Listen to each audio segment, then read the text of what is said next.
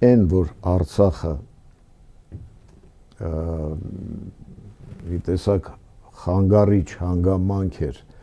ողջ հարավային Կովկասի ռեսուրսների եւ կոմունիկացիաների հաստատման համար, դա էներգետիկ հանգույցների անցկացման համար դեպի Եվրոպա, այո։ Դե տեսեք, քանի տարի Արցախը ասենք 20 քանի տարի չէ այդ վիճակում, պատերազմ, հետո լարվածություն եւ այլն, դա խանգարում էր։ Բայց հիմա Սյունիքի վրա են կենտրոնացած։ Հիմա նույնը Սյունիք, այսինքն այսօր Սյունիքը կիսում է Արցախի ճակատագիրը։ Հետո հիշենք, չէ, որ ճիշտ է սկզբից արևմուտքը ամբողջությամբ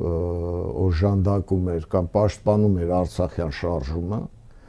քանի որ Արցախյան շարժումը այն ժամանակ նրանք օգտագործում են Խորհրդային Միությունը քանդելու համար։ Այսինքն դա այն բաներից էր, որ թուլացնում, խփում էր Խորհրդային